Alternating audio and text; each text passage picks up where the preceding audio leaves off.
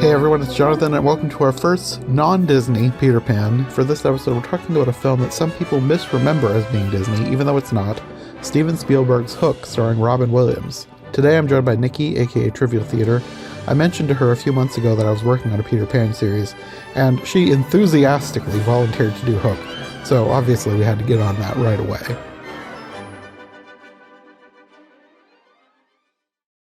So, Hook. Yeah, I forgot how good this was. I did too, and I know by and large there's a lot of people that generally don't think much of this one, and it's kind of been a thing that's grown in popularity over time. But even by modern standards, Rotten Tomatoes still has it sitting at a 29. What? Yeah. Why? Oh, because Oh my word. I can't because believe it would be Robin. that low. Oh, I know, right? It's because, how dare they, make Peter Pan, grow up to be a lawyer. And, oh, well, he kissed his 90-year-old. Uh, the reasoning, and I didn't look through all the reviews. There are. The worst one I saw, or the most prevalent thing I saw was that it was too sappy Okay. and that it wouldn't be what J.M. Barrie would have. He would be turning in his grave. And I guess maybe it was a lot of the reviews were from like the late 90s and 2007, 2011. I don't know. I guess Is this like seeing a what's Phantom Menace situation where everyone hated it when it came out, but now the kids who grew up with it love it? I don't remember. Well, see, because I remember watching it as a kid too, and I remember loving it. So did And I I. remember, right. And I'm sure for some, because I remember hearing the same thing about movies like Goonies. When you're a kid, it's like you have that lens of, oh, rebellious kids, yay. But then you get to be an adult and it's like, what did I see in this? Maybe? I don't know. I mean, I'm an adult now, and there were moments that I was kind of annoyed with certain characters, but I was like, that's kind of the point. They're not behaving well on purpose. They Right, have the Lost character growth Boys. towards the end. Oh, yeah, absolutely. I suppose it's like anything, you have those expectations of, oh, this movie did this and this and this when you were a kid, but then you see it as an adult and maybe you see it for other stuff. I can't. I was trying to look at this as adult lens as possible, but I still loved it. Like there's so many great moments and so many great lines, and so Mm-hmm. many things that I appreciate so much more now than I did when I was a kid. For different Yeah. things, I guess. It's multifaceted. Yeah. I mean, I noticed a lot more stuff now as an adult than I did when I was a kid. Oh But God, the lines, like so much yeah, fun the caption on, and I was sitting there, like, it's just- and I suppose if you really wanted to look at it, if you really wanted to analyze it, it is very much a movie of the early 90s, from I was having that same thought. oh God, it's such a movie of that period. You get like the bad boy and you've got like the unattended or I mean, whether you're talking the likes of Jingle Bells or Home Alone or it's The very dad much who of that works time. too much. Yes. And the understanding but frustrated mother and the sweet little sister and not in Home Alone, but still in that realm. Uh-huh. I mean, there's tons of, I guess, cliched tropes, but I don't feel like they're used in any way that makes them feel annoyingly cliche. Right.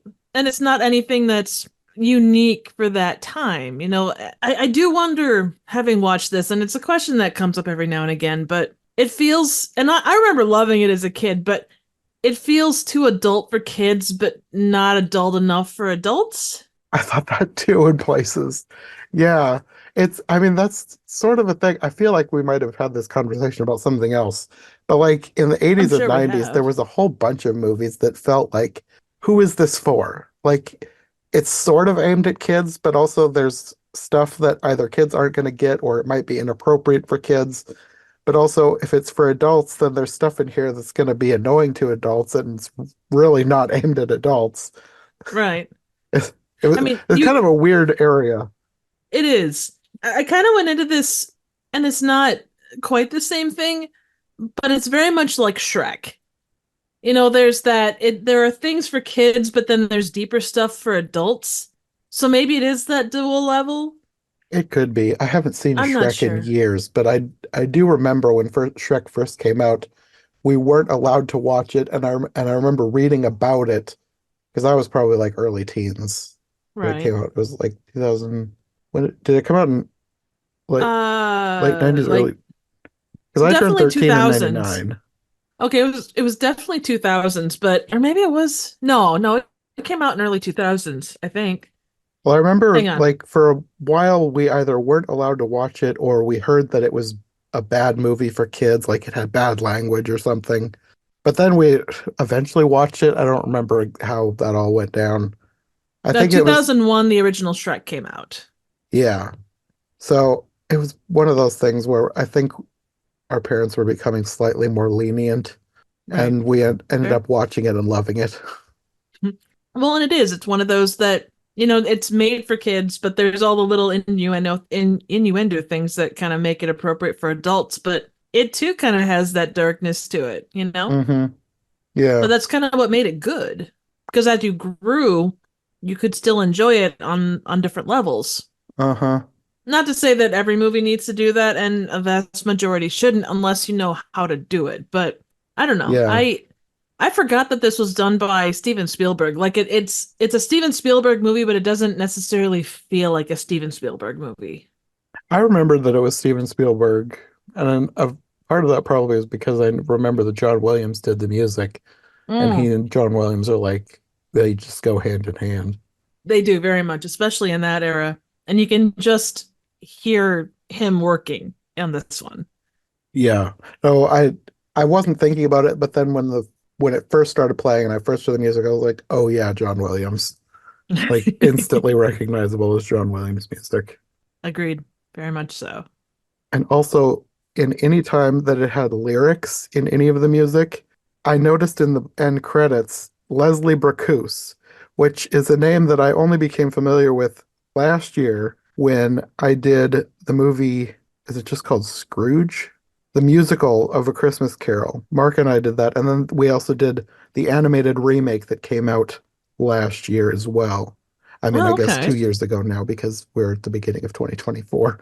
So it was 2022. Right. And Cool. yeah, I think he's passed on now, but they used his lyrics again when they did the remake of that animated film. Nice. He was a big songwriter for years, and I'd never really heard his name, but I was very familiar with a lot of stuff that he had done.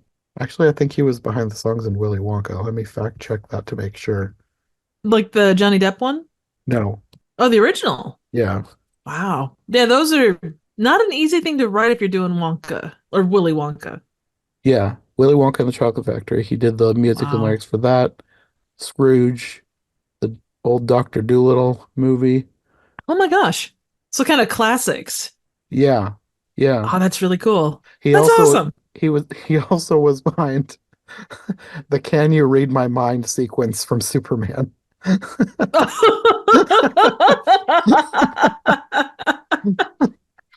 Every artist is allowed to step outside their box and try something different.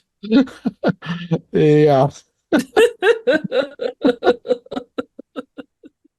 you imagine putting that on your resume? I remember loving Superman years ago when I was a kid, but thinking that that sequence was very weird. Yeah, it was something quite different. Though I suppose if you're trying to figure out the ins and outs of a new superhero that you happen to have feelings for, it would be a question that would come to mind. Maybe. Well, I guess we could talk about the cast before we go into the movie because this has basically a stacked cast. Oh man, I forgot all of the people that were in this. Me too. Of course, you have Robin Williams as Peter Pan or Peter Banning, as he's been renamed after growing up. Yes. Julia Roberts as Tinkerbell. Do you know that she was responsible for the first Spielberg directed film to receive a Razzie? What? So she because like she was awarded a worst supporting actress nomination for this movie. Really? Like a Razzie. Yeah. I feel like the Razzies are a joke in and of themselves. They never seem to award the worst movie things to the actual worst movies. Oh no, definitely not. It's because I think because The Hook was so poorly received, it probably got that distinction just because of it. Whoever does the Razzies, I think just likes to air their own grievances. Like, I didn't like this movie, so I'm gonna award it this bad award, whether or not it actually deserves a bad award or not. In retrospect, I at the time I don't remember what I thought of her character watching this as a kid, but as an adult, it's Julia Roberts. She's putting in a Julia Roberts performance. I don't know. Yeah, I mean, of everything in the film, she had good moments. Some of the stuff towards the end was a little bit but that's okay. So, I mean, it was a little bit cheesy in places, but nothing that I would consider oh no, God awful. no. No, no, no. I mean, it certainly wasn't, room level weird or, anything like that. Yeah, it was just kind of weird, but it's basically a kids movie, so Yeah, I mean her performance in this is no the only one that comes to mind is Halle Berry as Catwoman. Like it's a cheesy performance, but it's meant to be kind of cheesy and it's endearing. She does a great job. She plays the role well. uh-huh. She acted in bare feet, so hey, more power to her. It was all green screen for the most part. I mean, that couldn't have been easy. Yeah, I thought she did fine. So, Yeah, there was nothing wrong with it by any stretch. and of course you have Dustin Hoffman as Captain Hook. It was so much fun. You could tell he was having fun. Oh yeah. He loved being evil. And I know we'll talk about it, but the whole he's trying to off himself. He's like, "Tell, Yes. don't stop me, don't stop me, Shmi, stop me! Why aren't you stopping me?" Whatever he was sadist. And then when he finally does stop him, don't ever scare me like that again.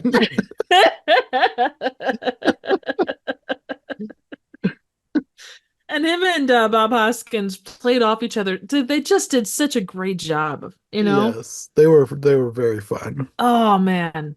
Just a great comedy duo in that position. Uh-huh.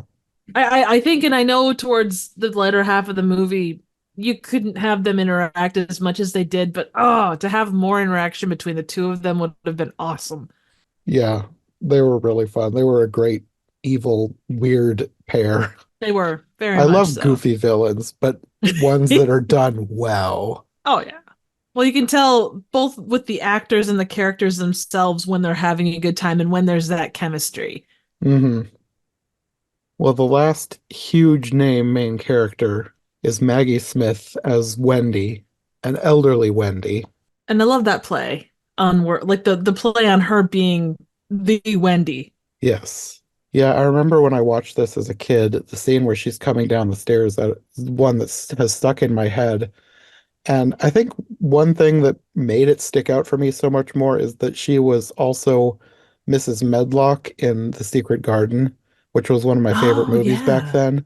That was pretty much in a similar time, yeah? Like in Yes. early 90s. Yes. I would have seen Secret Garden probably quite a while before this one.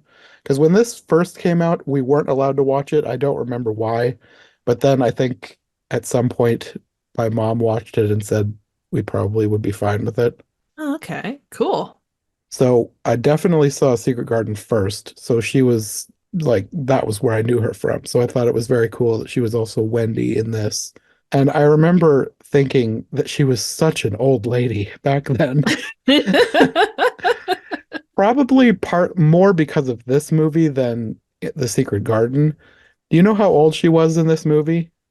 So, according to the trivia, she played a 92-year-old, but she was only 56. Yeah, that's crazy. Oh, I know. Well, and looking at her, all I could think was uh the Abby show. Downton Abbey. PBS. Down yeah. Like she embodies that character, 30 years early. Yeah, well, I'm 99% sure they had her in makeup and maybe prosthetics for the wrinkles, but they Oh yeah. whatever they did was perfect. You could not tell. She looked real, like a Oh real yeah. elderly woman.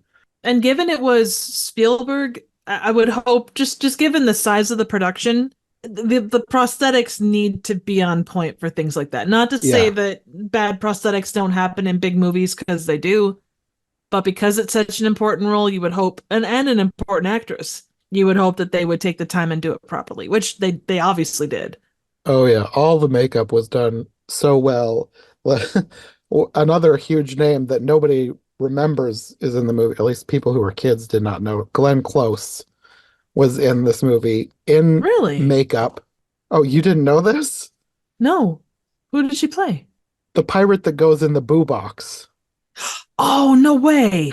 Yes. Oh my God. That's That's how good the amazing. makeup is. Oh my God. That's incredible. I would have never guessed that. I did not know that when I was a kid. It wasn't until years later when I had the internet and could read about stuff like that. And then I was like, oh wow, Cruella was in this movie as a pirate.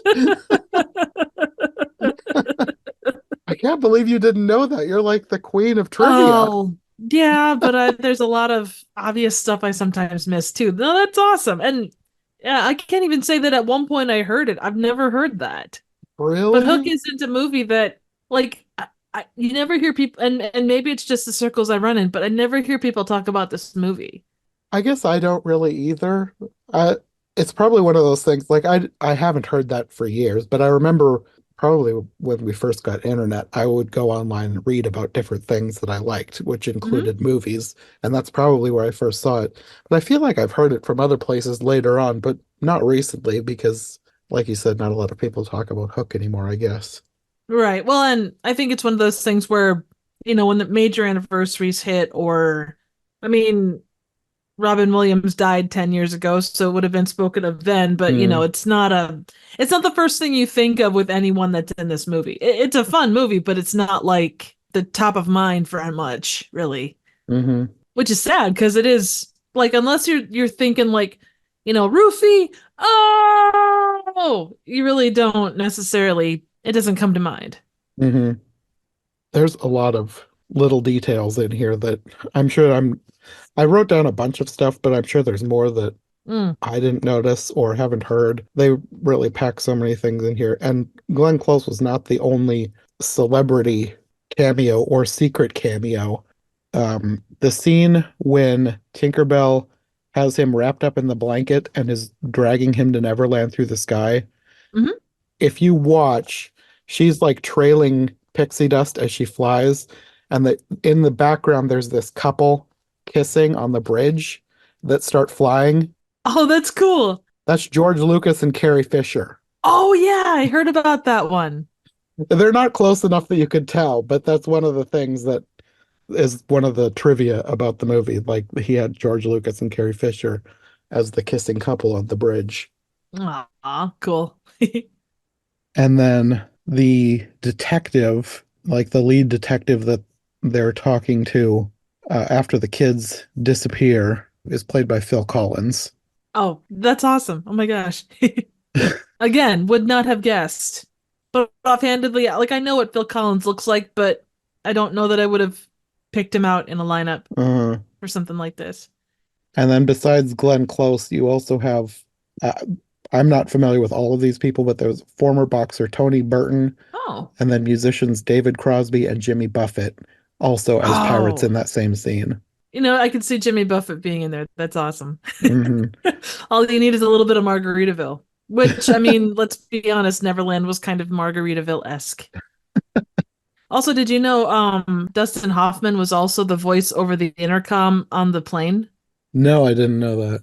And I mean, not that you'd notice, but it's passing detail. I saw it in the trivia, so.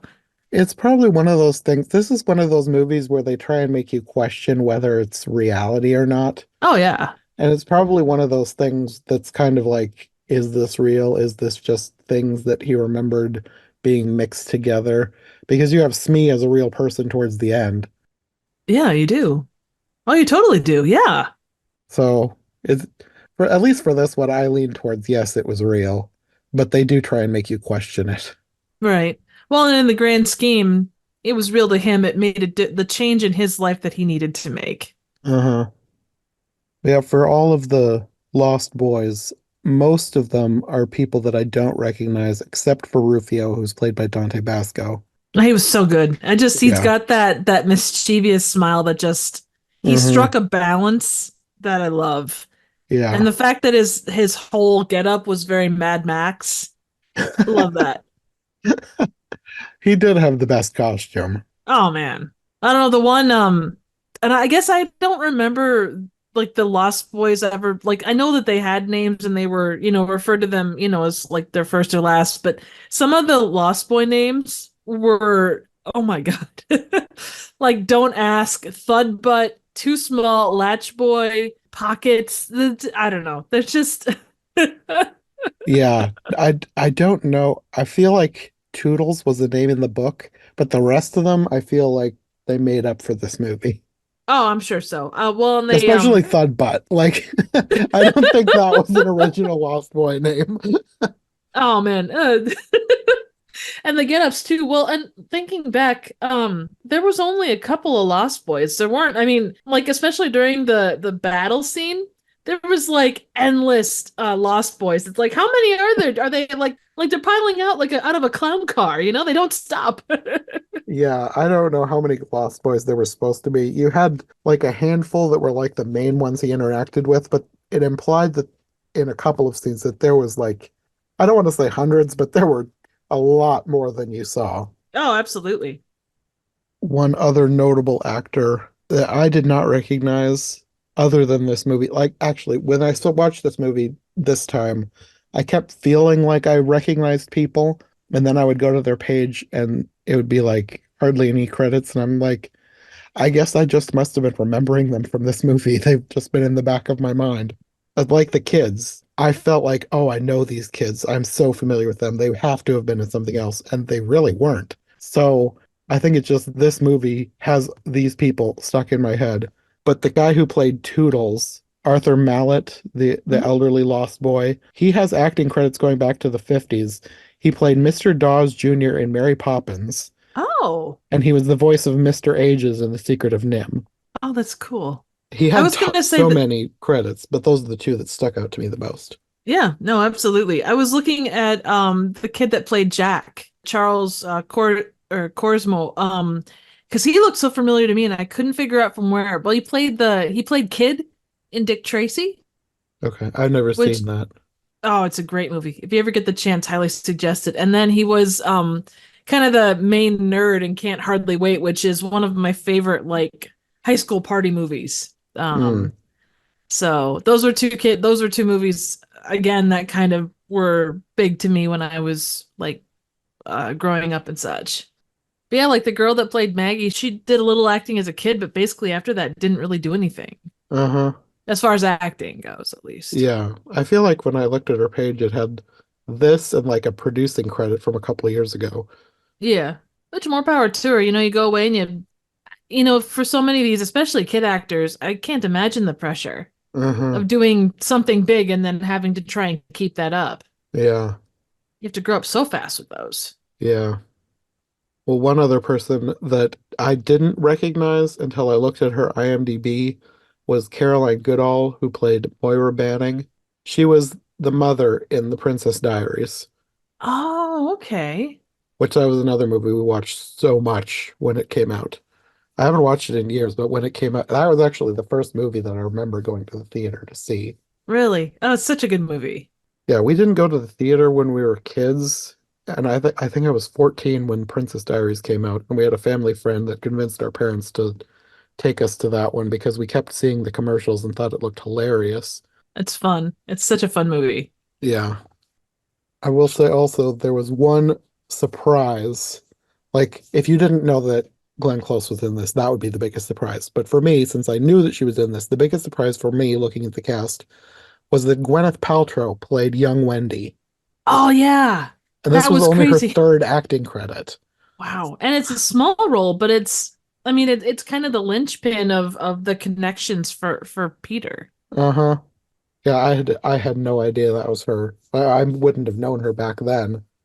I've only gotten to know her recently, really through the Avengers movies, playing Pepper Oh yeah. Potts. No, absolutely. One other kind of neat thing, and it's not so much an actor thing, but I appreciated the fact that they did it. The little play that begins everything. Peter Pan is played by a girl, and being that that's kind of the traditional way that you see Peter Pan played. I don't think I even noticed, but you're right. That is the tradition. Hmm. I And didn't they kind of realize it did was a that with little this. girl. Yeah, I think it was. She looked like a girl. Then it turns out it's a boy and he's very offended. Um, who am I? I'm a random person on the internet. I don't know my head from my butt in most cases. Well, at this point, they're probably an adult and they'd probably find it funny. I hope so. If you're out there, please forgive my silly butt. Well, according to IMDb, the actor has only had one credit, which was this movie, and their name is Jewel. So Oh, I'm going to assume, oh, it says actress down below. So oh, yes. all right, sweet. Yay. But yeah, I appreciate like this movie is full of those little touches. Hmm. Yeah, that was a nice little touch because like that's how Peter Pan, I guess, became so famous was because of this play that I don't know why, but it was one of the things that everybody wanted to put on Peter Pan. And Oh yeah, yeah. it always was a tradition to have Peter played by a woman, probably because they usually have adults in child's roles. True. Well, if you go back, I mean, English theater has always been kind of its own thing. You always had like with Shakespeare, you had men playing women, or Hmm. petite men playing women, and then you had petite women playing men or teenage boys or whatever. And you've got Glenn Close playing a bearded pirate. Which, makes sense in the you know what? I want to see more Glenn Close as a bearded pirate. Me too. I They like need to it. give this character a spin-off. Hashtag, yeah, exactly. I don't, she strikes me as the type of person who would love that. Oh yeah. But yeah, like you said, it opens with this play. It's his daughter, Peter's daughter, Maggie, is playing Wendy. And I don't know why, but I had not remembered the phone. It seems so ancient now. Oh. It probably was cutting edge technology at the time, but now this time when this phone rang in the middle of the play and he pulled it, I was like, oh whoa, whoa, that's old. Yeah, anyways, he gets a phone call. It's his office telling him he's got this meeting tomorrow, but his son also has a baseball game, and his son is upset that he's maybe going to miss it, but he promises he's going to be there, and then he doesn't. Ah, the classic dad promise in a 90s movie. Yeah, exactly. I made some sort of a note exactly saying that. It's like this is a thing in the 90s, apparently. So after this, they're on their way to London to visit his wife's grandmother, who is the Wendy from the story. I guess they have her like she started the hospital, the Great Ormond Street Hospital, the one that's the benefactor for the stories by J.M. Barrie. Right. I think they had her like start the hospital back in the day. See, and I'm not sure. I think she just like she was one that picked up, well, I guess maybe. She was somehow influential and she was being honored Right. at Well, a big dinner. right. They were naming a wing of that hospital in her honor. Okay. That's where that came in because she raised a lot of orphan kids. So I don't know if that was foster or what, but she helped a lot of quote lost boys and girls find homes. Hmm. But yeah, they're on their way to London for this event, and you have a scene where his daughter Maggie is showing him a picture that his son Jack drew of them in a plane crash with him having no parachute. And this like fully unnerves him because apparently Peter Pan is now afraid of flying. And or heights. Yes, both. So then he tries to talk to Jack, which ends up in a fight, basically. And he kind Yes. of freaks out. And then there's the thing with the oxygen masks falling down. And he tells him to grow up. Another ironic nod to his past. Oh man, they're all over the place. They like all the little lines that come up like before he starts his journey to become Peter Pan. Hmm. It's hilarious. So then they get to London, and Maggie asks her mother if Granny Wendy is the real Wendy from her play, and Peter tells her no. So he's apparently completely forgotten about his own past. If this is real, like I said, they're going for this, is this the real, is it a dream type of thing? They do kind of play into the fact that she is in some way, shape, or form the Wendy, Yeah. or at least like she had some connection to J.M. Barrie. hmm There's too many things that happen that are not when he would have been asleep to not be real. So Right, it's one of those things that annoy me slightly when they try and say, oh, is it a dream? Is it real? When it's supposed to be kind of obvious that it is. I right. don't really like when stories do that. The only exception is Alice in Wonderland because that was the way it was originally written. Oh So I yeah, don't mind it when they do it with Alice in Wonderland, but everything else, it feels like they're copying Alice in Wonderland and they don't do it well. right. Well, and I think too the was it a dream or was it reality thing, it is not the most cliched of storytelling techniques, but I think it is one that is employed maybe more frequently than it should be. Like it's Yeah. something that, I've written myself into a corner. How can I get myself out? Oh, was it a dream? Was it not a dream? Ooh, you know? Or I just want to add a little bit of whimsy. Yeah. I mean, I think the I don't know house, if it's that whimsical. yeah, it depends on the situation. But the house is so done up the way like it embodies so much of Peter Pan that you'd Uh-huh. be I hard love that pressed to. house. Oh, it is a cool house. I mean, even just from a Christmas perspective, oh God, Mm, that'd be amazing.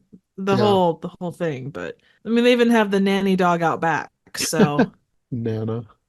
But this is where you have probably, to me, by far, the most iconic, memorable line when Toodles opens the door and says, "It's snowing!" Slam. I, s- I, I hadn't watched this movie in probably decades, and that line still comes up every time it snows. It's Did you go out and snowing! say it? Slam. Did you go out and say it tonight since it's snowing there? No, but I should have. I thought about Yes, it you while I was watching it. I was like, oh, I missed my chance. should. Well, I'm sure it won't be the last time this winter that it snows. No, probably not. You're just gonna have to do it twice the next time it does that. But then this is where you have the scene with Granny Wendy coming down the stairs and greeting them. And she's adorable. Yes, Maggie Smith is great. I love her. I hope I'm that good at 56/94, 92. Yes. You're very adept for a 92-year-old. Actually, I'm 56. Oh, well, then you're just kind of average. Then you've got another scene with him freaking out on his family. This time because I don't know exactly what's going on, but there's some kind of business deal that's being unraveled because there's an owl. And like Oh, yeah. I'm assuming there's some kind of endangered species law being infractioned on or something. Oh yeah, that is totally the case. I don't know why, but I remember my parents talking about this case in California where there was like this one kind of condor that was indigenous to just this one like I don't know 50-mile stretch of area, and it was just like this case. And I remember them talking about that, and I was like, oh yeah, I remember that. They were just discussing the ins and outs of it, and it's I don't know, it struck me as funny. But yeah, that scene ends with him basically screaming at his kids because they're being too loud while he's on the phone. As you do. Well, if you're a bad 90s dad who has no time for his children. Exactly. And then he keeps getting phone calls. And at that point, like I know it's the whole thing like this is his job and it's important and blah blah blah. But if it were me, I would have shut that phone off ages ago. Like I'm on vacation. Stop calling me. Well, when you think about calling the UK back in the day, that would not have been cheap, even on a cell phone. Oh, it's just pocket change for this law firm or whatever. Yes, yes, it was. We're letting you go to the UK for a week. You better keep that phone on. Well, his wife disagrees and she chucks it out the window. And then Nana buries it. As you should. And then you've got a scene with Granny Wendy reading to the kids, telling them the story, reaffirming that they really are the characters from the book. Can you imagine, like, I don't know, as a kid, I don't know how I would deal with that. Like, oh, your grandmother was, this person in this, famous series. Yeah, I don't know. It's one of those things that it probably would be just something that a lot of kids would just take at face value because like Santa, kids believe in Santa. True. But like for me, I never believed in Santa. So stuff like that wouldn't have been something that I would just take at face value because I didn't have any fictional characters that I totally believed were real. I don't know. I could see that. I mean, it's like you say, it's really about like you brought up a certain way, you take your parents' word at it until there's something that comes along that, Uh-huh. seriously disrupts that belief. Yeah. But then they go to dinner after the kids are in bed, and Peter gives his speech. And at that point, I suddenly realized, wait a minute, why doesn't he have a British accent? There's a line later on that says he was adopted by an American family, but I think they only threw that in there so that they could have Robin Williams play this part. Yeah, and seeing him, I don't know how he would do as a like with an accent, like a British accent. I don't think he ever played anything with that. I'm sure he could do a British accent, but it would probably come off sounding like a joke because he's Robin Williams. True. I don't know. I always just assumed, okay, is he's Peter Pan. Peter Pan doesn't have an accent, so Robin Williams won't have an accent. I mean, I don't know. I mean, I guess because the Disney version, Peter didn't have an accent either. I never really thought of it. I wonder, I haven't watched too many yet. I've mostly been focusing on the Disney versions. So I'm wondering how other versions of Peter Pan will end up taking the character. I'm going to assume that he usually has a British accent. But yeah, now that you mention it, like the ones that we're most familiar with, at least for me, the Disney version and Hook, he's American. Yeah. So while they're at this dinner and he's giving this speech, something like supernatural starts happening. You don't see what's happening, but there's like green lights showing up around the city. And back at the house, the kids' blankets like levitate straight off them right up into the air. It's a very 90s effect. It was just like, whoop. That's a very it makes me think of like Poltergeist, like it's very 90s, like, scary kid thing. It looked like they probably had something rigged up so that the corners were tied to something on the ceiling that reeled up the blankets really quickly. Oh yeah. No, absolutely.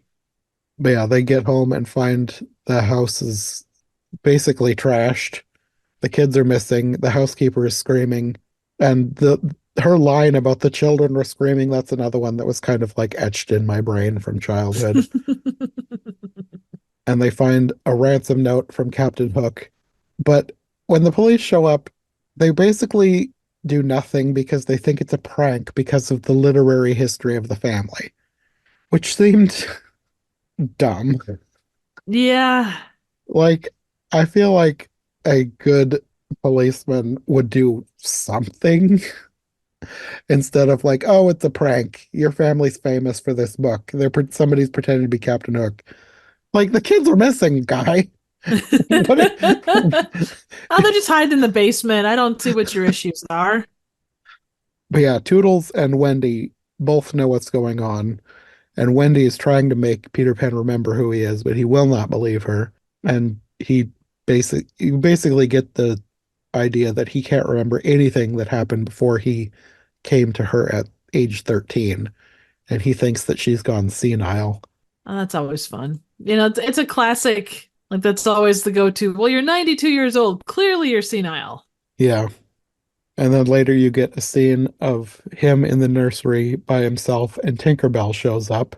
And you get another line that I distinctly remembered when he called her a firefly from hell. Well, and then you have it's a tropey scene, but it's still fun where he's trying to be like, "Oh, well, I've had too much to drink," or what I'm seeing is clearly something that I can't be seeing. He thinks he's having a nervous breakdown. Like it's finally happened. And then you get another scene that I distinctly remembered. as a kid when she tells him that anytime somebody says they don't believe in fairies, one will fall down dead. And then he says he does not believe in fairies, and she pretends to die and fall down the stairs of the dollhouse. And she's like, clap, you gotta clap harder, clap harder, clap harder. I'm dying over here. I will say I liked the character. They changed her character a lot from the book and other versions because like Tinkerbell is not a nice character. This No. version is nice. Tinkerbell is like kind of nasty. Well, I suppose she had to mellow with age, you know? I guess at this point she's like I don't know, she's probably about as old as Wendy. Yeah, no, absolutely. If not older. I mean, because she was clearly around before all the rest, so. I feel like that's something else that they changed from the book because not that it's something that people usually include, but I think in the book there's something about fairies don't live very long, and it was like implied that she died not long after Wendy and the boys left Neverland. Oh, I need to reread the book. I haven't read it since I was a kid. I did buy a copy, but I need to reread it at some point. right. I don't think like my only exposure to Peter Pan has been the actual movies of Peter Pan. I don't think I've ever read the books. I remember borrowing it from there's one book, like one official book. There have been other authorized and unauthorized sequels that people have written over the years, but J.M. Barrie wrote one book. Well, he sort of wrote more than one book, but they kind of got tied together and like let's see, I think one of them was like turned into Peter Pan. Oh. Like he wrote a short story, something like called Peter Pan in Kensington Gardens, and then I believe that short story got turned into the novel. Oh, I remember seeing something mentioned about that. So yeah, that would make a lot of sense. And then I think he wrote like a short follow-up, but I think it is included at the end of the novel in publications today. Oh, okay. Yeah, anyways, Tinkerbell. She Right. ends up knocking Peter Pan over and wrapping him in a blanket to physically carry him away to Neverland. She's strong, I'll tell you. Like I think she could have taken on Hook herself. Well, she kind of did in one point. Like she stopped his hook when he was like gonna stab Peter. But when they go to Neverland, for some reason she just takes him straight to the pirates' village, which seems like a bad idea because he's immediately attacked because they want his shoes. As you would. And then Tinkerbell, again, like you said, she's very strong. She beats up all the pirates herself and makes a disguise for Peter out of their clothes. Well, and the fact that, and I know you have to go with the story. It's about Peter. It's not about Tinkerbell, but like she kind of does all this cool stuff, and then she just kind of falls to the background for the rest of the movie. Yeah, But again, it's Peter's story. It's the mentor getting the person back on track and then letting them do their thing. yeah. She's not that she's in the exact same role as her character in the book, but she's more of a supporting character. Like the book is she's has more of a role in this movie than she does in the book. True. That's very true. After this, you get all of the scenes with the pirates. This is where you get Glenn Close and all the apparently celebrity cameos that are hiding around there. And then Peter eventually reveals himself to Smee and Hook, and they can't believe that this is Peter Pan. They've been preparing for some kind of an epic war with him, and they're very disappointed to see what he's become. And Hook tells him he needs to fly up to rescue his kids because they've been hoisted up into the sails, and he can't fly. He tries to climb up, but he fails, and he can't save them. So Hook decides he's going to make them walk the plank. But then Tinkerbell persuades him to release him, and she says she'll train him for battle for the next 3 days and give him the war that he wants. And he agrees. And the pirates are so excited they accidentally knock him overboard. And I guess Tinkerbell must just think he dies because she doesn't try to save him at all. He sinks to the bottom of the ocean and the mermaids save him. And I guess they use this like they put him in this thing and he's hoisted up into where the Lost Boys hideout is. And I assumed having not watched it in years, I thought that the Lost Boys were hauling him up, but they're not up there. So I guess the mermaids just must be pulling like a lever to get him up there because nobody's around when he gets there, and he ends up finding Tinkerbell sleeping. I'm like, how long was he under the water? It seemed Long like it was enough. less than a minute, but he gets there and she's asleep. And she's like, wait, you're alive? Well, she had to make it, or he had to make out with all the mermaids, make sure that he let them all know that he was back, and then, then he went. So Yeah. I did also love, and I guess I've only seen a couple of Captain Hook type things, but I really like the fact that despite like being immortal enemies and stuff, he was a lot more reasonable than I remember. Like he's like, you Hmm. know what, I can't fight this guy. He's an adult. It's not a fair fight, and they're like, hey, give me 3 days, I'll bring him back to fighting shape. Yeah. He's more reasonable now. He gets more unhinged towards the end. Oh yeah. Well, the threat of a giant crocodile will do that to you. And a teenager dressed like he's out of Mad Max.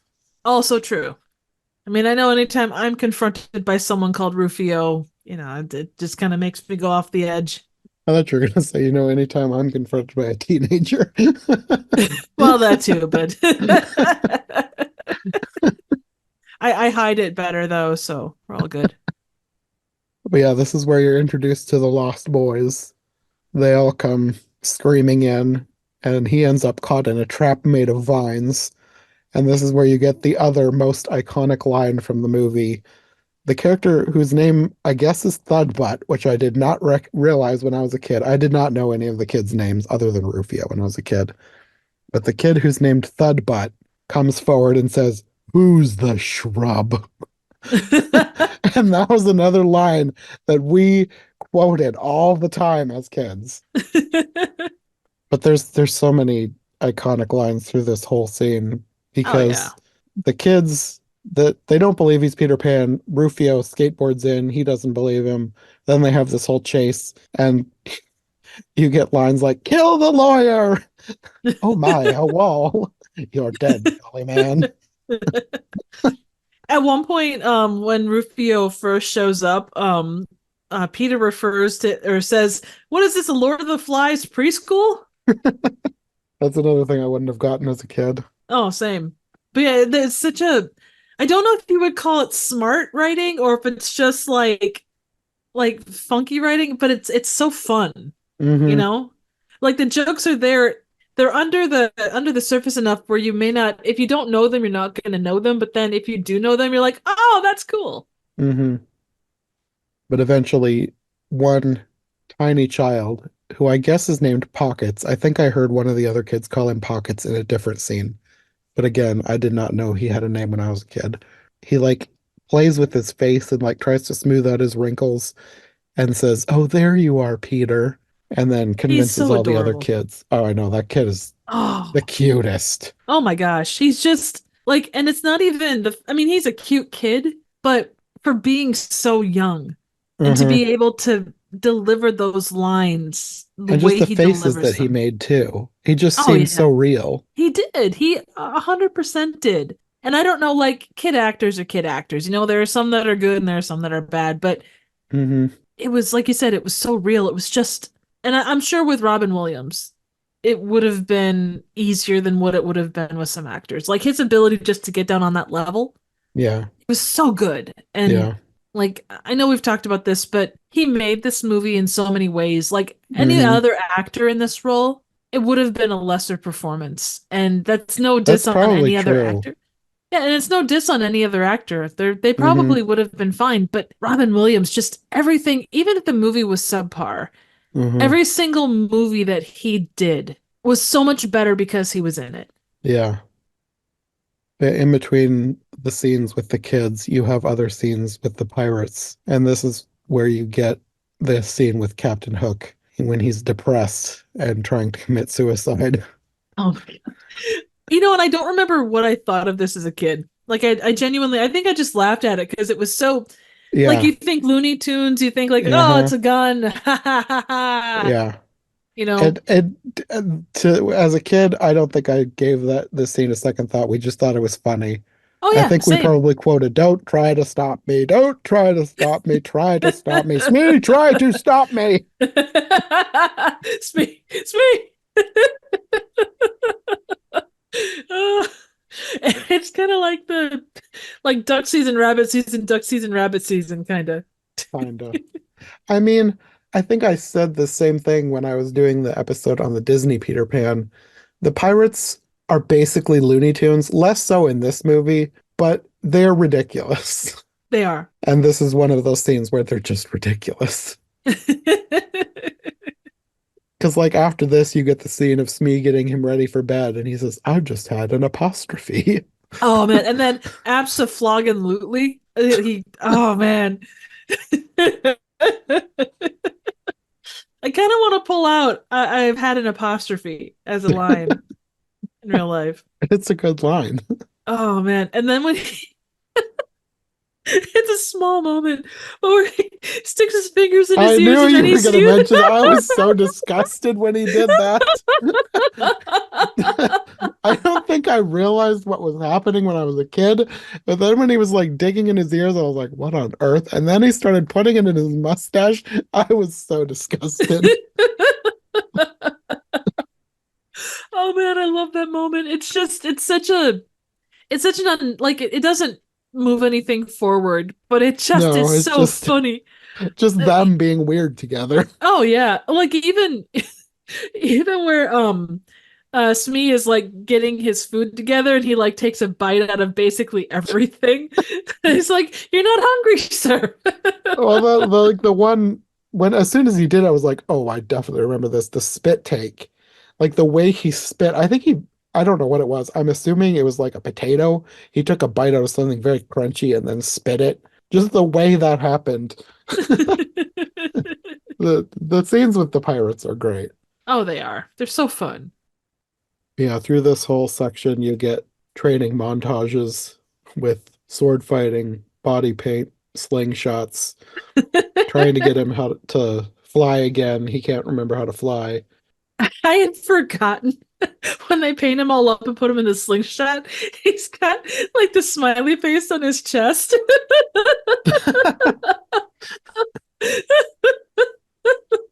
What if they just let the kids paint him however they wanted? Oh, I really hope they did. And I will say I adore the food part or like the where they all do the supper thing. Like That's they like say, one of the okay, most iconic scenes of the whole movie. oh man. It looks like when they're like, okay, we're gonna say grace. Grace. Grace! I feel like that's another thing that we quoted as kids. And also all my favorite never foods. Can you blow on this? And then you see Thud Butt, like he's got like the big sandwich and he's just like, ow. You And the assume cutting it's a back and sandwich. forth. You Yeah, can't well, see anything yet. that is true. Okay, giant edible bowl of soup. A giant meatball. There you go. I like that. But I will tell you that when the food finally shows up, some of it looks so disgusting. It's like half disgusting, half amazing. Yeah. And then there was the big thing of cheese. I don't know what it said on the side of it. It said It said something, thud but butt. did I it say noticed that Thud this Butt? time. Oh, okay, okay. Then maybe that's what he was eating was that giant thing of Oh, cheese. maybe. Actually, you could be right. You should go back and look and see if there were teeth marks in it. Like the whole idea, like the art of imagination and how that played in was just it was Uh-huh. such an inspired scene. Yeah. And then the food fight where everything is just everyone's covered in just random colors. But you also have the name calling scene too, which I feel like I had a whole bunch of lines Oh. that my brothers mimicked. Well, you had punchy, sag-bottomed puke pot, and my personal favorite, boiled dripping beef fart sniffing bubble butt. The one that has stuck in my head the most, probably because I know at least one of my brothers said it all the time. You lewd, crude, rude bag of free chewed food, dude. Or you could go this simple yet elegant route and just call someone, oh, what was it, a chemistry? No, a math tutor. that the first one that caught Rufio off guard was when he called him a substitute chemistry teacher. It was the first one that seemed like it sort of wounded him for whatever reason. He was like taken aback by being called a substitute chemistry teacher. Because before that, his insults were, "You are a very poor role model for these children." And I bet you don't even have a fourth grade reading level. And then he called him a hemorrhoidal something or another. Something. Yeah, I don't remember. Yeah. He's had a lot of really gross insults all mixed together. I don't remember a lot of them because they just all kind of ran together. The ones Yeah. that the ones that stuck in my head were the ones that my brothers latched onto, No, like that's the "you fair. lewd, crude, rude bag of free chewed food, dude." That one in itself, though, would take something to remember. For whatever reason, that one was one that at least my brother Joel, he said that one a bunch. I don't even know if he would even remember this, but that I remember him specifically saying that one a lot, and that's why it was in my head. And you will forgive me for this, but Rufy Joe. But I also loved after he's finally gotten the upper hand and won this name calling battle, Rufio's last attempt at an insult is, you man, you stupid, stupid man."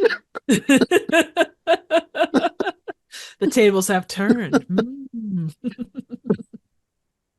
But yeah, then all the food appears and they're eating, and then they have the food fight, which ends with, I don't know if he was like actually trying to hurt him. Rufio throws a coconut at him, and then this is where he like regains his use of a sword and he slashes it in half.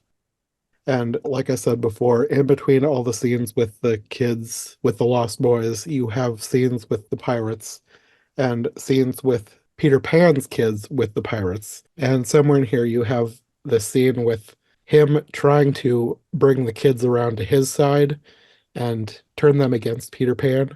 And I loved the dynamic between Maggie and Hook. Oh yeah. He's like trying to convince them that their parents hate them and they were happier before they were born. And she's like, she whispers, "You're a bad man."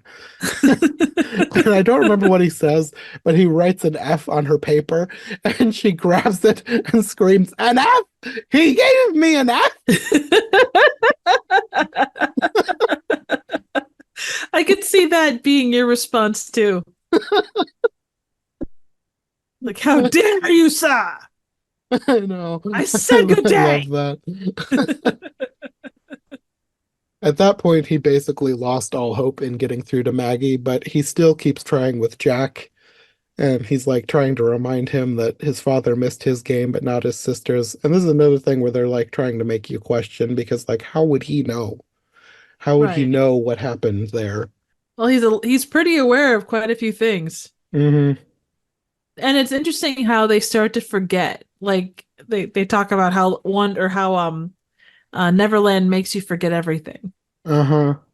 That was another thing, like we'll get to it at the end, but they kind of made it seem like Neverland was a dream, and that was the reason that people in Neverland forget the real world is because they're dreaming. And then when you wake up, you forget your dreams. That is possible too, because it does come into play on both sides, really. Yeah. The two lands can't exist side by side in someone's mind. Mm-hmm.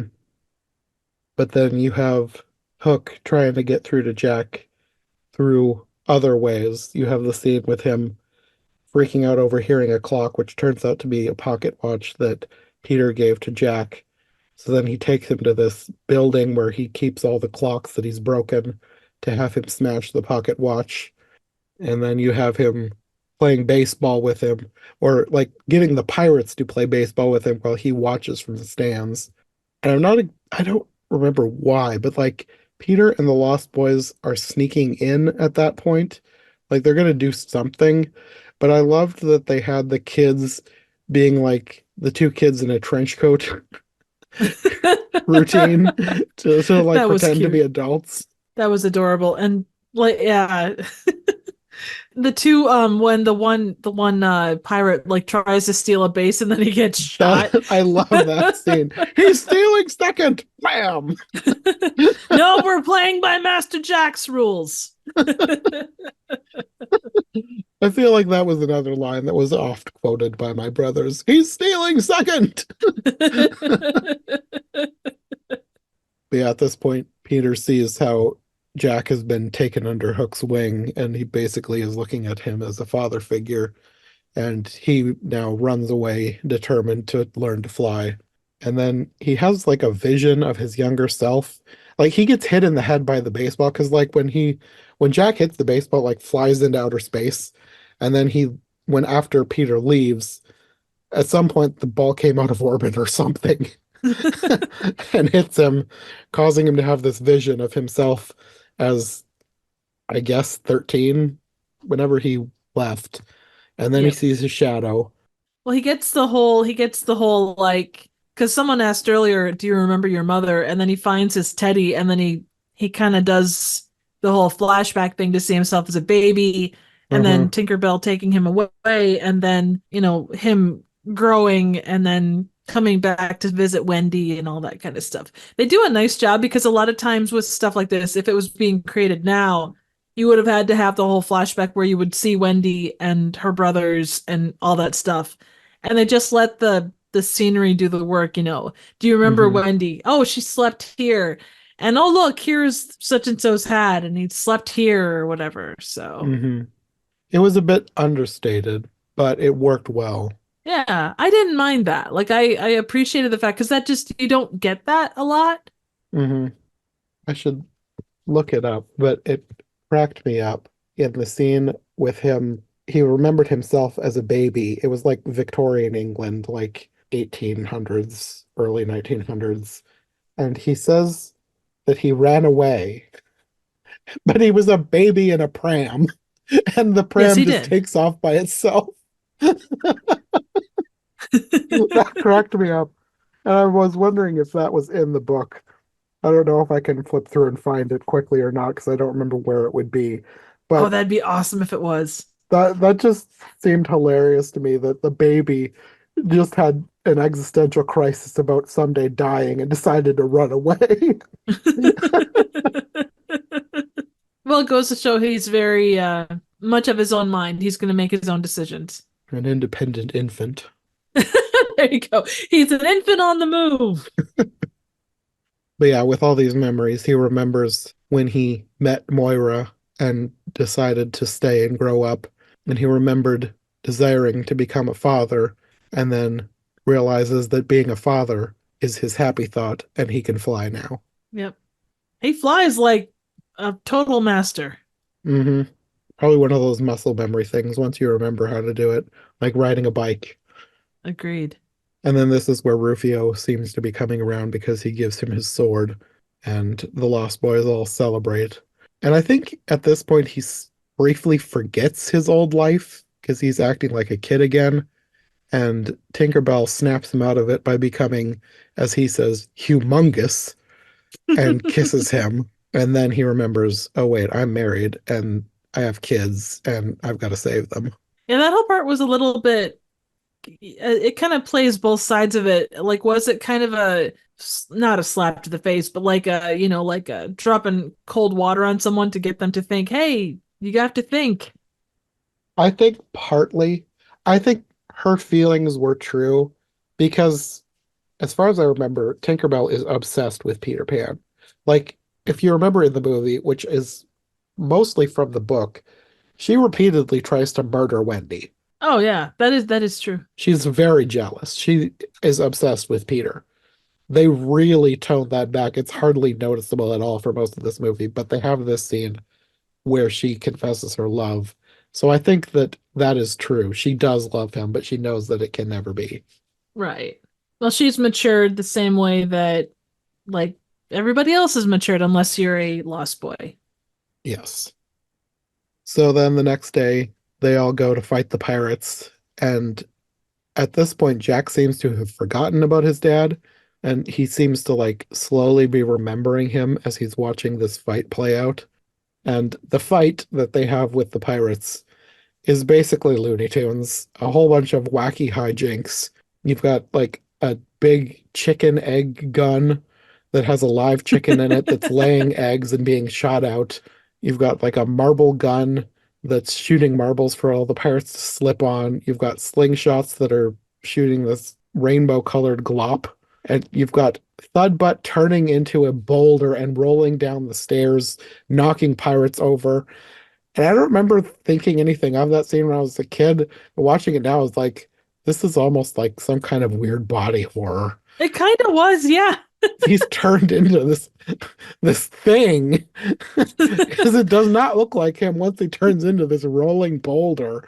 It kind of reminds me, there's the one DC superhero, I think it was bouncing something, but this guy can inflate himself and like bounce around, kind of like if you blew up Violet Beauregard, or no, not Violet Beauregard, but the one character in Yes. Willy Wonka. Maybe that Yeah, was no. that was Was Violet. it?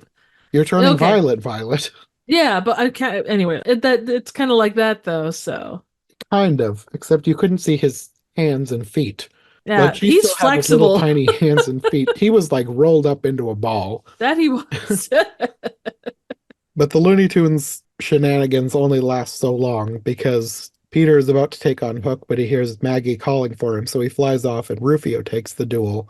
And then you've got a little bit more Looney Tunes as he fights to get Maggie back and like drops a statue on a pirate or whatever. So he saves her and flies back to Hook just in time to witness him stabbing Rufio to death. Oh, and I don't know, and I know you have to have something that drives everything forward, but why did they have to kill Rufio?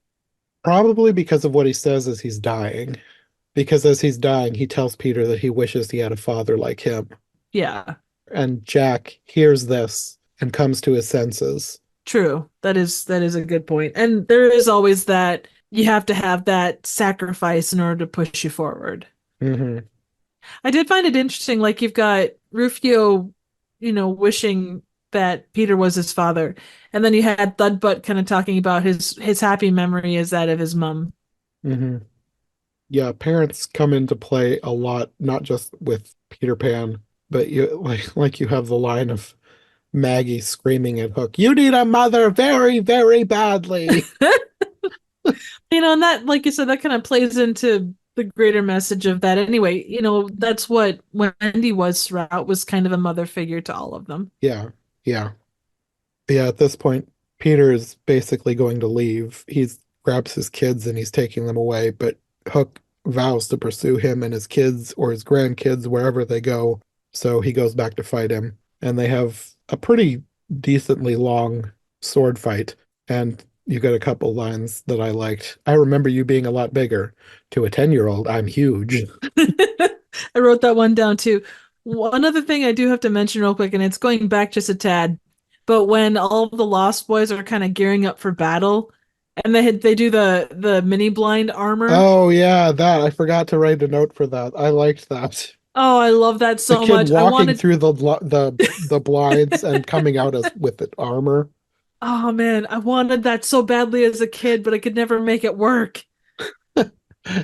I don't think it's quite possible. It was another Looney Tunes physics moment. Ah, man, you're taking away all hope. That's it. My great ambition in life is to come up with a way to do armor that retracts up and down. I mean, I'm sure it's possible, just not probably for children. But if you put Fair. your mind to it, I bet you could come up with something. Ah, thanks for the vote of confidence. It's good to know I can trust you, man. But yeah, at this point, Hook almost wins. He's got him pinned down. And this is where they really try and drive in the point of, is this a dream? Because he says, you know, you're not really Peter Pan. You're having a dream, and when you wake up, you'll be Peter Banning, a cold, selfish man who drinks too much, is obsessed with success, and runs from his wife and children. That's the thing it always comes back to. There is that possibility of change because you lived that dream. Yeah, Like I even mean, deep down, I would think that there would probably be that need for some kind of change to happen. yeah, I mean, even if it is a dream, depending on how you want to look at it, like with A Christmas Carol, it's technically a dream, but it technically sort of happens and it technically changes him for the better. So Oh yeah, either way, I mean, even if you want to interpret this all as a dream, which I don't, it still happens enough in his mind that it has an effect on him that changes him for the better. definitely so. The change was within him, regardless of what the thing was. Hmm. But then all the kids and Tinkerbell tell him that they believe in him, and he gains the upper hand. He wins the duel and basically tells him that he deserves to die. But Maggie runs up and tells him that she just wants to go home and says, he's just a mean old man without a mommy. Aw. So they're going to leave him, but then he tries attacking one last time. But this is where Tinkerbell jumps up and stops his hook from stabbing him. And they redirect his hook into the taxidermied crocodile that he'd had on display in the town square. And I'm not sure exactly what happens because, like, the thing is obviously dead. He punctures a big hole in its stomach, but it looks like it's waking up for a moment and then it falls on him and he disappears like it swallowed him. There's even like a burp from deep inside the crocodile. You know, just because you can punch a hole into him doesn't mean he's dead. It just means he's sleeping deeply. Apparently. Yeah, absolutely. That's totally what it is. So he's defeated. Peter sends Tinkerbell back with Jack and Maggie, and he goes to talk to the Lost Boys and appoints Thudbutt as the leader after he's gone. I hope Thudbug is able to fly at one point or another. I think he'd be magical. I mean, Tinkerbell should be able to make anybody fly. I should mention too, there was a couple scenes we didn't talk about where at the beginning Toodles talks about having lost his marbles and they think it means he's going crazy. And then later on, Thudbutt tells Peter that he has Toodles' marbles and he gives him a bag of marbles, which he takes with him now to go home, and he returns them to Toodles when he gets home. And he's so excited when he gets them back. I would also mention this is really quite random, but like the first time they show the giant alligator clock, I loved that, and it's still one of those iconic things that sticks with me. I remember when I watched it as a kid, I was disappointed because I wanted it to be alive. I mean, technically it belched, so it was kind of alive. I guess so. But yeah, the kids get home and for some reason they pretend to be asleep when they see their mom sleeping in their room. So they crawl into bed and pretend that they're asleep so that when she wakes up, she finds them in their beds. And then they have a tearful reunion. They're adorable though.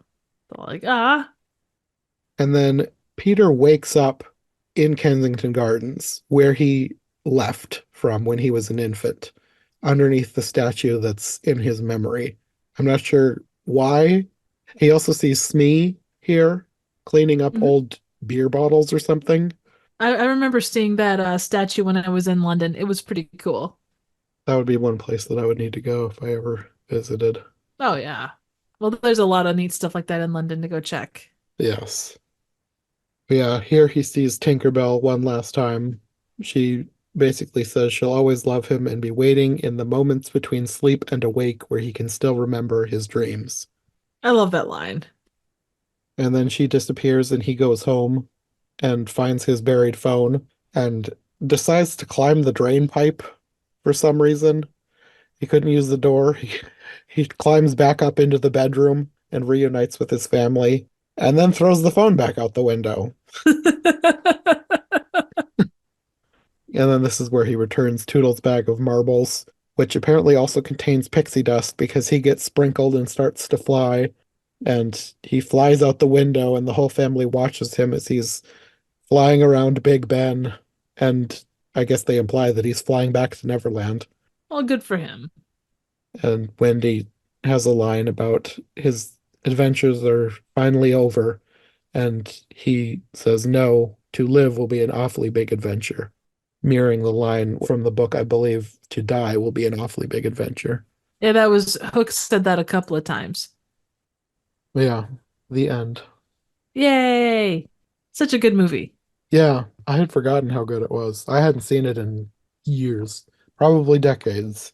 Yeah, same. It's such a fun, there's always that, like you look at something like Scrooged or Enchanted, and they're good and bad adaptations of kind of, as we talked about before, the story beyond the story. And Hmm. I think this one is, even though it's not considered as such, and all of the production stuff that they apparently went through and everything else, it is such a fun and unique take on all Mm-hmm. of this. Yeah. And Robin Williams just elevates all of it in such a cool Yeah. way. Yeah. Yeah. Definitely.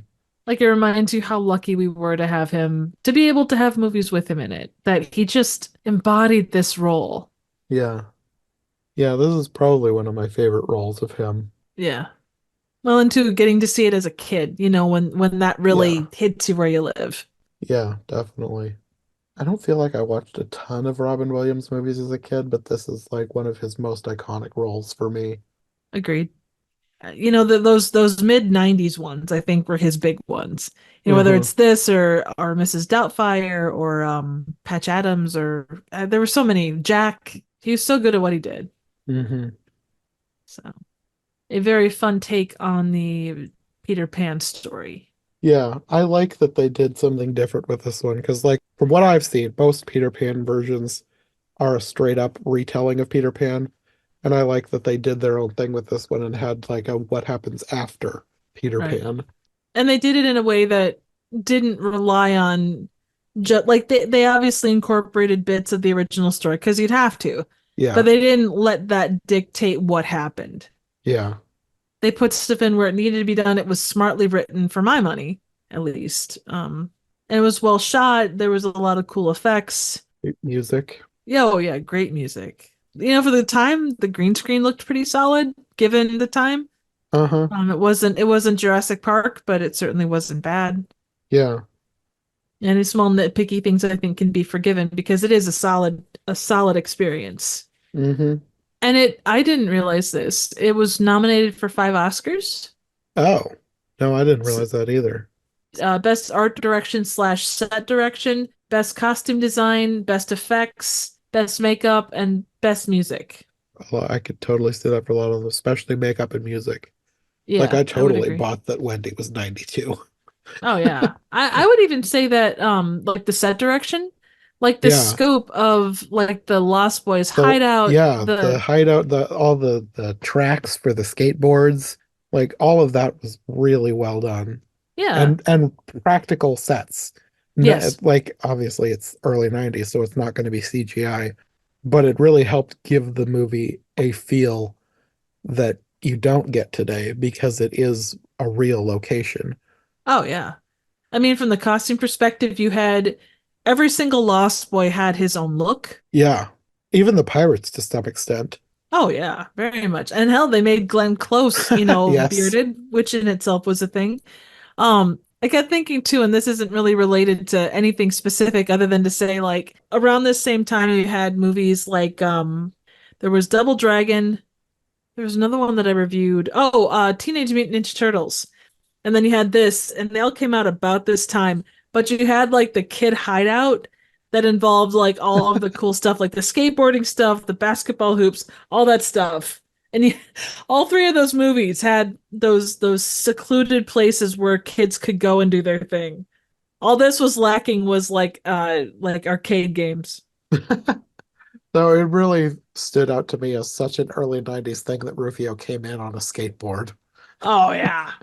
But it worked for this movie. Like anywhere else, it would have been cheesy, but it worked for this movie. Well, that and the half pipe too. Yeah.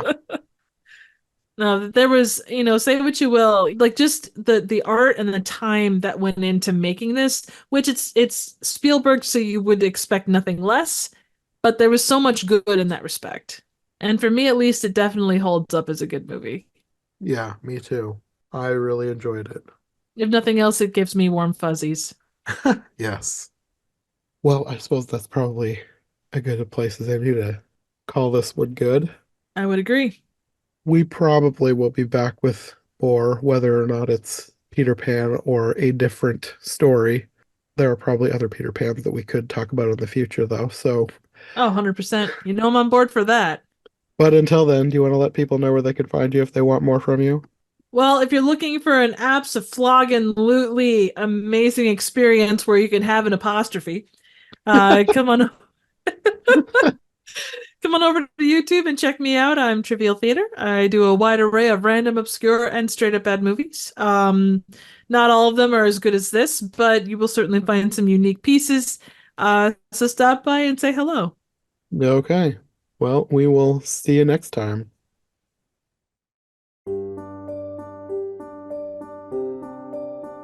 Thanks for listening to Every Version Ever. If you enjoyed this episode, make sure to subscribe and follow my co-hosts as well. My link tree and all of our links will be in the description below. If you want more of my content, all my podcasts are available on YouTube as well as most podcast platforms. If you enjoyed this show, check out one of the other podcasts or check out my Patreon for bonus and extended episodes you won't find anywhere else. We'll be back soon with another brand new episode, so thanks for listening and we'll see you next time.